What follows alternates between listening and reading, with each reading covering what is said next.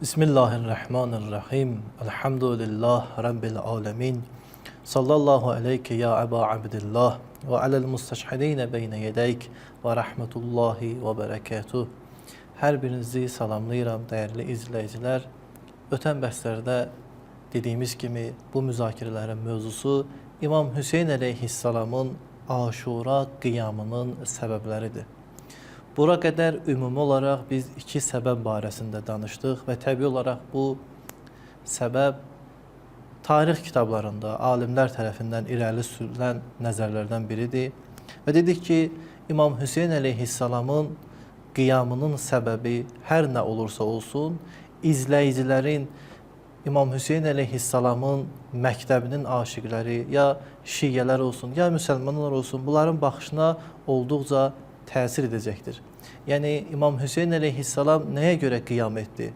Bu sualın cavabı nə olursa olsun, hər bir insanın İmam Hüseyn əleyhissalam məktəbinə olan baxışı tamamilə fərqli olacaqdır. Keçən bəhsdə dediyimiz kimi, bəzi şəxslər demişlər ki, ümumən İmam Hüseyn əleyhissalamın qiyamının hədəfi küfəlilərin o həzrətə məktub yazması və onu dəvət etmələr olmuşdur. Yəni, buna əsasən İmam Hüseyn əleyhissalamın özünün şəxsi olaraq hədəfi olmamış, bəlkə kimlərsə o həzrəti qiyama səsləmişdilər. Və bu fikrin, bu nəzərin batil olması barəsində bir çox mövzuları siz əzlərlə müzakirə etdik. İkinci səbəb olaraq bunu vurğulamışdılar ki, ümumən İmam Hüseyn əleyhissalam şəfaət məqamına çatmaq üçün və şiyyələrin günahını bağışlamaq üçün şəhid olmuşdu. Yəni, ilk olaraq İmam Hüseyn əleyhissalamın bu hərəkətdə olan hədəfi şəhid olması və şiyyədə olan günahkarları bağışlamaqdır. Və dediyimiz kimi, bu nəzər Qacarlar dönəmində ortaya çıxmışdı və bir sıra məktəllər yazılaraq bu məsələni geniş formada ictimaiyyətə bildirmişlər və təəssüf olsun ki, şiyyə mədəniyyətində bu fikir az-çox öz təsirini qoymuşdu. Yalnız İmam Hüseyn əleyhissalamın Aşura məktəbinə yas olaraq, hüzün olaraq, ağlamaq olaraq baxmışdılar. Bugün siz əzizlərlə 3 və 4-cü nəzərlər barəsində qısa olaraq danışmaq istəyərəm. Deyəcəyim 3-cü nəzər bir o qədər də məşhur olmasıdır, lakin bir çox kitablarda müəlliflər tərəfindən, Aşura təhlilçiləri tərəfindən irəli sürülmüşdü. Bu nəzəriyyənin adı İmam Hüseyn əleyhissalam öz canını qoruyurdu. Bu baxışa əsasən ümumən İmam Hüseyn əleyhissalam məlun Muaviyyənin ölümündən sonra ki, Yəzid gəldi iş başına xilafətə, Yəzidə beyət etmədiyi üçün hər zaman canı təhlükədə idi. Və İmam Hüseyn əleyhissalam hər zaman özünü düşünürdü ki, mən necə edim, ölməyim, bu məsələdən sağ-salamat qurtarım. Buna görə İmam Hüseyn əleyhissalam nə qiyam etmiş, nə hərəkət etmiş, nə də hakimiyyəti ifşa edici sözlər deməmişdir. Hətta bəziləri müasir təhqiqatçılardan istəyiblər desinlər ki, ümumən İmam Hüseyn əleyhissalam Yəzidlə saziş bağlamaq istəyirdi, sülh bağlamaq istəyirdi. Lakin Yəzid tərəfindən və yaxud Yəzidin ətrafında olan şəxslər tərəfindən bu qəbul olmadı. Dediyimiz kimi, bu nəzər müasir nəzərdir, yəni son əsrlərin fikridir ki, İslam dünyasında səslənir. Təbii olaraq bu baxışa sahib olanlar, əgər bu baxış cəmiyyətə təqdim olunarsa və yaxud bu baxışı biz qəbul etsək, artıq İmam Hüseyn əleyhissalamın o mübarək nehsətindən, o mübarək qiyamından biz şiyələr heç bir formada doğru düzgün istifadə edə bilmərik. Bəs yaxşı, bu nəzəri dəstəkləyən mənbə, mötəbər bir hədis, mötəbər bir nəzər varmı? Təəssüf olsun ki, bu fərziyə dəstəkləyən heç bir mötəbər qaynaq yoxdur. Yəni, bunlar öz sözlərini isbat etmək üçün bir dənə də olsun nə hədisə, nə də mötəbər bir tarixə, fakta əsaslanmamışdılar. Lakin İmam Hüseyn əleyhissalamın mübarək qiyamını gözdən salmaq üçün şiələri İmam Hüseyn əleyhissalamın əzadarlıqlarından, İmam Hüseyn əleyhissalamın məktəbindən ayırmaq üçün bu fərziyyəni atmışlar ortaya. Əgər biz qəbul etsək ki, İmam Hüseyn əleyhissalam öz canını qorumaq istəyirdi, hər zaman çalışırdı ki, qiyam olmasın, qan tökülməsin, onda tarixə baxda görürük ki, İmam Hüseyn əleyhissalama təklif olunmuşdu Abdullah İbn Abbas tərəfindən ki, ged Yəmənə, orada belə deyək də dalına çəkil, başda bunlardan sonra mübarizə apararsan. Əgər bu fikir doğru olsa da İmam Hüseyn əleyhissalam Küfəyə deyil də Yəmənə gedər, orada öz işi ilə məşğullardı və hakimiyyətdən də, Yəzdin xilafətindən də amanda qalardı. Və yaxud biz Aşura günü görürük və yaxud Aşuradan qabaq İmam Hüseyn əleyhissalam Məkkədən Küfəyə tərəf dəvət olunduqda, Küfə yolunda İmam Hüseyn əleyhissalama gəl Yezdə beyyət elə kimi fikirlər Ömər Səid və digər şəxslər tərəfindən irəli sürülmüşdü. Onda əgər İmam Hüseyn əleyhissalamın qiyamı öz canını qorumaq isə elə orada təslim olardı, Yezdə beyyət edərdi. Hər bir halda bu fikir, bu nəzəriyyəni dəstəkləyən heç bir formada qaynaq yoxdur və yalnız fərziyyələrdən biridir. Dördüncü nəzər isə İmam Hüseyn əleyhissalam niyə görə qiyam etmişdi? Bu mübarək qiyam arxasında hansı hədəflər dayanırdı? Dördüncü hədəf demək olar ki, 15-ci əsrdə ortaya çıxmışdı. İlk olaraq İbn Quteybə adlı bir müəllifin Əl-İmam və Siyasə kitabında lətifə, dastan olaraq ortaya çıxmış. Sonradan, yəni 15-ci əsrdə İmam Hüseyn əleyhissalamın Kərbəla hadisəsi ilə əlaqələndirilmişdir. Baxın, bu məsələni tam olaraq müzakirə etməmişdən qabaq kiçik bir müqəddiməni nəzərinizə çatdırım. Hər bir şəxsin özünə məxsus bir zövqi görüşü var. Yəni bir şəxs məsələn, tarix sahəsində daha çox mütaliə edirsə, onun zövqi tarixləşir. Bir şəxs irfan sahəsində mütaliə edirsə, onun zövqi irfanlaşır. Bir şəxs fəlsəfə və bu formada, yəni insanların öz maraqlarına, öz mütaliələrinə rəğmən nisbətdə zövqləri formalaşır. Və təbii olaraq Aşura qiyamına baxan şəxslər arasında ədiblər, ariflər də yer alır. Və bunlar Aşura qiyamını öz ədəbiyyatlarına, öz zövqlərinə əsasən bəyan etmişdilər. Və təbii olaraq burada artıq biz həqiqətən də bu fakt bu formada baş vermişdi. Bunlar istəmişdilər Aşuranı təhrif etsinlər. Təbii olaraq bu kimi sözlərin yeri yoxdur. Yəni bu bir ədib olaraq, bir şair olaraq, bir arif olaraq öz zövqünə əsasən bu məsələni təsvirə çəkmişdir. Lakin onun özü də bir çox hallarda, istər arif olsun, istər ədib olsun, heç vaxtı bu qənaətə deyil ki, mənim təqdim etdiyim həqiqətən də fakt olaraq baş verən hadisədir. Bəlkə bu zövqi yanaşmadır. Bizim ədəbiyyatımızda da var, məsələn, Mərsiyə ədəbiyyatında hər hansı bir Kərbəla şəhidlərinin dilindən müəyyən müraciətlər var. Təbii olaraq Kərbəla şəhidləri bu sözləri deməyiblər. Lakin bu şair deyir ki, məsələn, Həzrəti Zeynəb salamullah əleyha qardaşına belə xitabən dedi, ya Həzrəti Əbülfəz əleyhissalam qardaşına belə xitabən dedi. Təbii olaraq bunlar hamısı bir şairin dilindən, bir şairin fikrindən söylənən fikirlərdir. Və biz elə bir fikirləşməməliyik ki, həqiqətən də bunu xanım Zeynəb qardaşına deyib, ya İmam Hüseyn əleyhissalam deyib. Təbii olaraq bunlar zövqü bir məsələdir və heç bir formada, yəni bunları deyənlər bu iddiada olmamışlar ki, bunları həqiqətən də bu şəxslər demişlər. Hər bir halda qayıdaq bu mövzuya. Bu mövzunun adını bu formada qoyaq ki, İmam Hüseyn əleyhissalam bir qadının üzərində mübarizəyə başlamışdı. Yəni Aşura inqilabını, Aşura hərəkatını törədən səbəb bir qadına olan sevgi üzərində olmuşdur. Müxtəlif şəxslər son illər, məxsusən savadsız vəhabilər bu fikri irəli sürürlər ki, ümumən İmam Hüseyn ilə Yezidin arasında olan münaqişə şəxsi münaqişədir.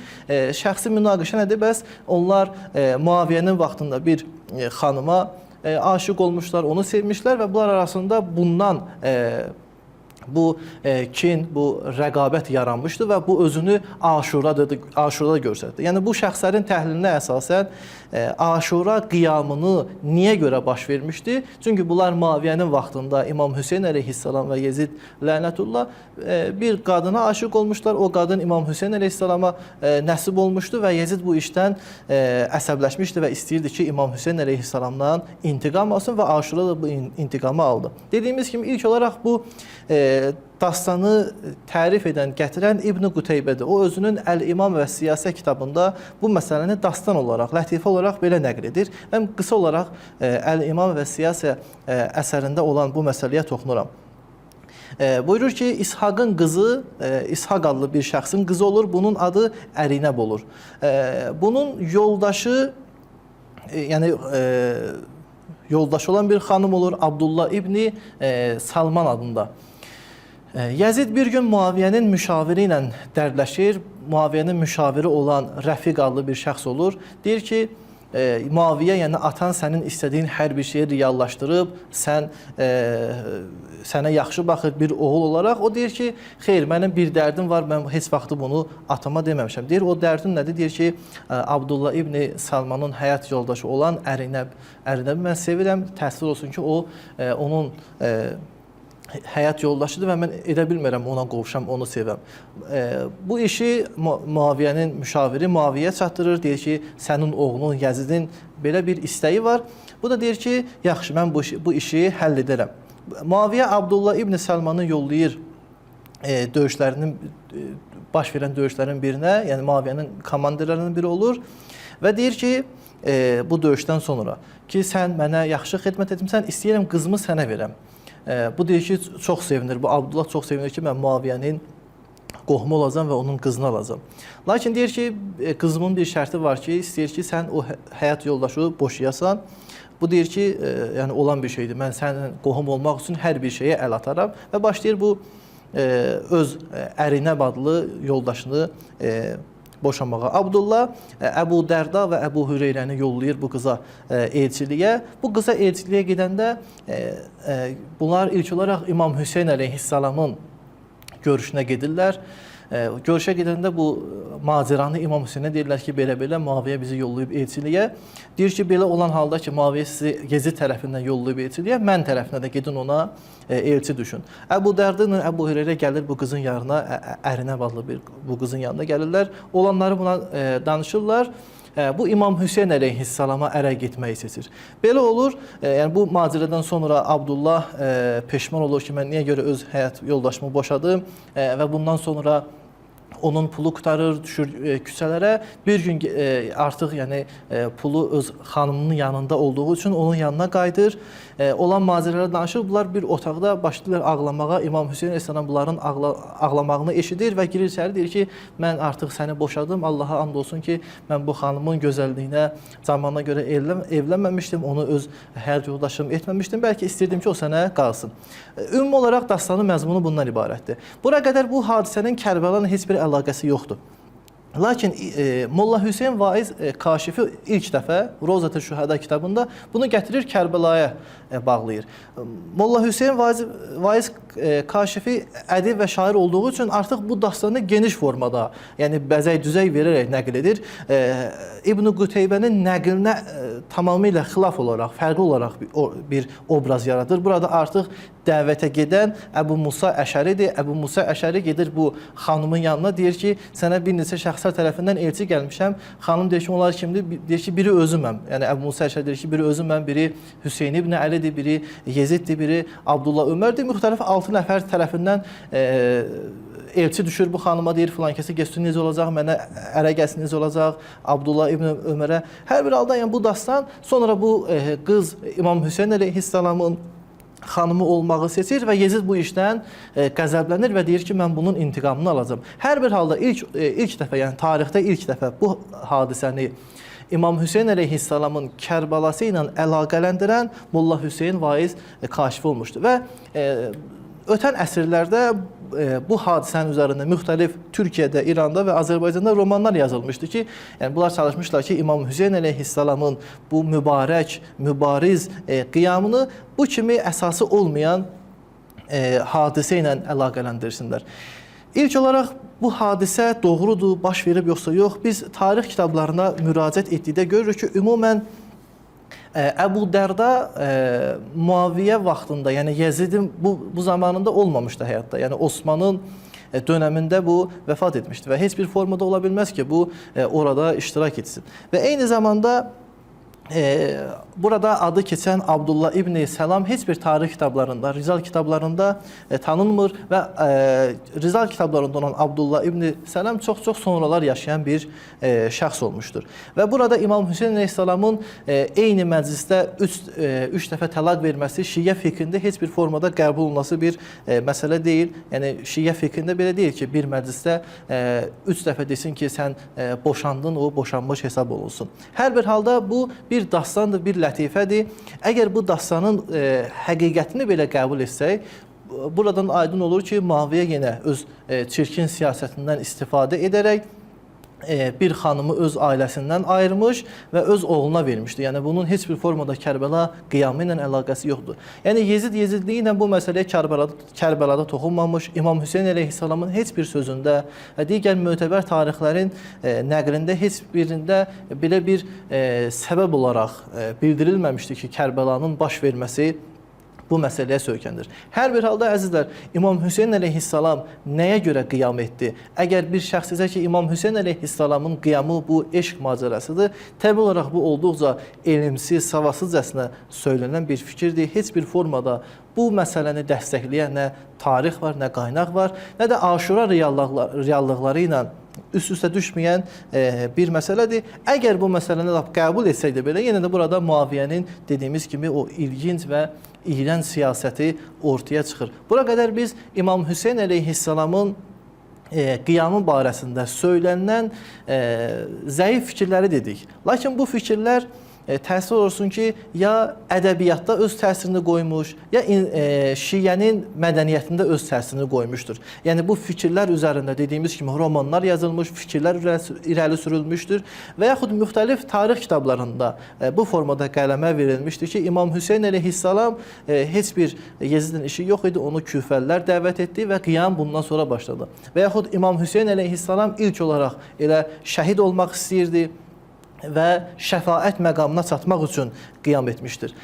Növbəti müzakirələrdə bu məsələyə toxunacaq ki, bu tarixçilərin fikri, bu təhlilçilərin fikri niyə görə səhvdir? Çünki bunlar İmam Hüseyn əleyhissalamın qiyamı nəyə görə baş vermişdi? Bu sualın yerinə İmam Hüseyn əleyhissalamın qiyamının nəticəsi, faydası nə idi? Təbii olaraq İmam Hüseyn əleyhissalam şəhid olmaqla müxtəlif mənəvi məsələləri kəsb etmiş olmuşdu. Yəni şəfaət məqamı olsun, ya insanlara şəfaət vermiş olsun və yaxud onu ağlayanlara cənnətlə müjdələnmək. Bunlar hamısı bu mübarək qiyamın faydasıdır. Nəinki bu qiyamı yaradan amillər. Və inşallah gələn müzakirələrimizdə siz əzizlərlə tam olaraq Şiə mühəqqiqləri tərəfindən, alimləri tərəfindən İmam Hüseyn əleyhissalam niyə görə qiyam etdi mövzusu siz əzizlərlə inşallah müzakirə edəcəyik. Əssalamu aleykum və rəhmətullahi və bərəkətuhu.